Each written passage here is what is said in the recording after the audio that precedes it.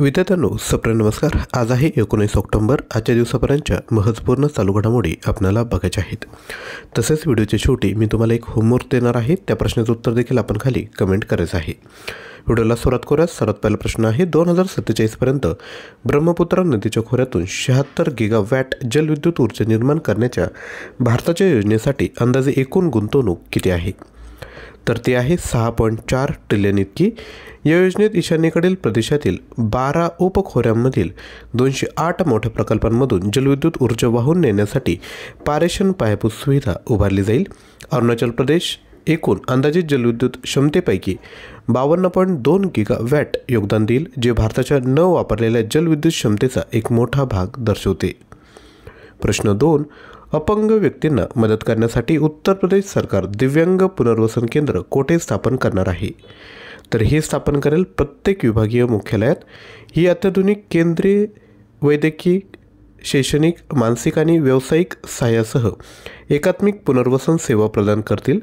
सध्याच्या दिव्यांग पुनर्वसन केंद्रांचे अपग्रेडेशन केले जाईल आणि त्यांना मॉडेल सुविधा म्हणून विकसित केले जाईल।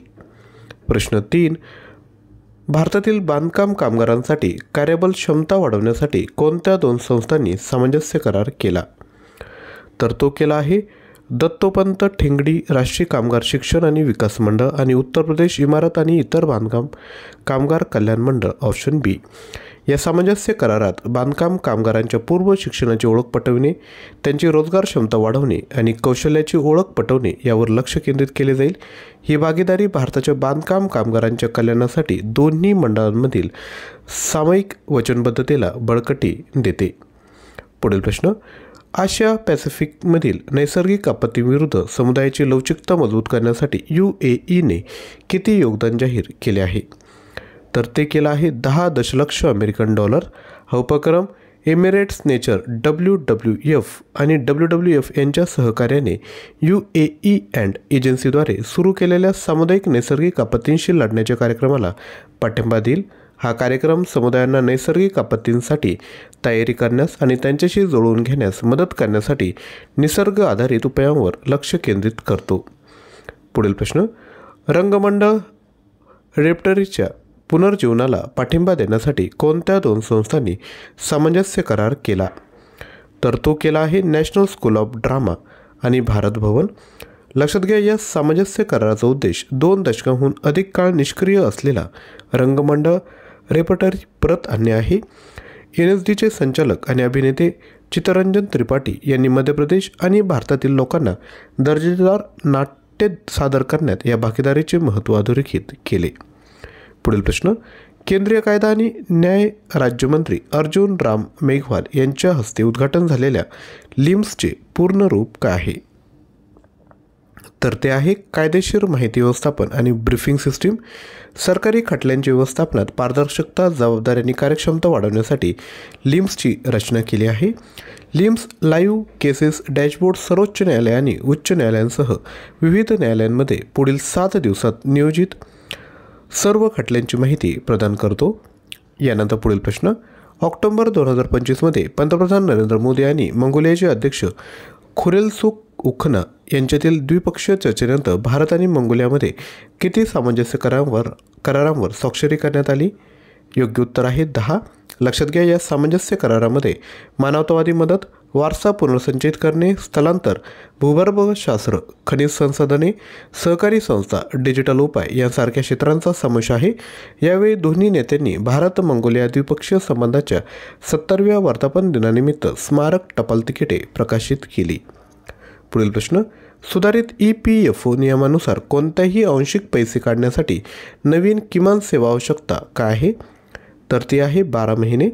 EPFO सदस्य आता त्यांच्या पात्र PF शिल्लक रकमेपैकी 100% रक्कम काढू शकता, ज्यामध्ये कर्मचारी आणि नियोक्ता दोन्ही योगदानांचा समावेश आहे।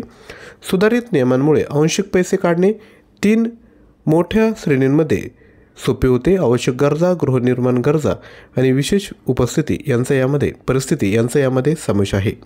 यानंतर पुढील प्रश्न, भारतातील तरुणांना आर्टिफिशियल इंटेलिजन्स कौशल्यांनी सुसज्ज करण्यासाठी EY इंडिया आणि मायक्रोसॉफ्टने सुरू केलेल्या मोफत ऑनलाईन शिक्षण कार्यक्रमाचे नाव काय?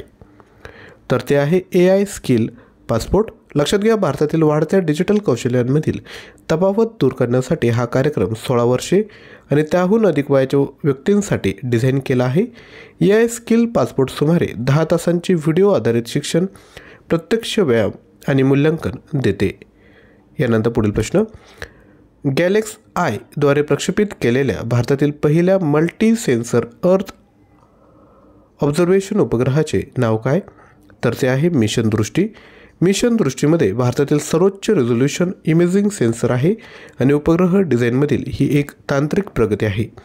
हे दिवसा आणि रात्री कोणत्याही हवामान परिस्थितीचे निरीक्षण करण्यासाठी एकाच प्लॅटफॉर्मवर सिंथेटिक इपर्चर रडार आणि उच्च रिझोल्यूशन ऑप्टिकल पेलोड्स एकत्रित करते. यानंतर तुमच्यासाठी होमवर्क आहे. अपंग व्यक्तींना मदत करण्यासाठी उत्तर प्रदेश सरकारने दिव्यांग पुनर्वसन केंद्र कोठे स्थापन केले? प्रत्येक जिल्हा मुख्यालयात, विभागीय मुख्यालयात, शहराच्या मुख्यालयात की प्रत्येक महानगरपालिकेत? तर हा जो प्रश्न आहे, आज जे आपण एकूण 10 प्रश्न बघितले त्यातीलच हा प्रश्न आहे. तर या प्रश्नाचं उत्तर खाली कमेंट करा. व्हिडिओ आवडला असेल तर नक्की लाईक करा, शेअर करा आणि डेली बेसिसवर असेच व्हिडिओ बघण्याकरिता चॅनलला सबस्क्राईब करा. तसेच आपल्या प्लेलिस्टमध्ये जाऊन सर्वसेवा परीक्षा महत्त्वाची ही जी प्लेलिस्ट आहे त्यामध्ये आपण जाऊ शकता, ज्यामध्ये आपण महत्त्वाचे जे प्रश्न आहेत जसे सण आणि उत्सव, नृत्यप्रकार, महत्त्वाचे व्याघ्र प्रकल्प, योजना यावर ऑलरेडी व्हिडिओ तयार केले, ते देखील आपण बघू शकता. थँक्यू.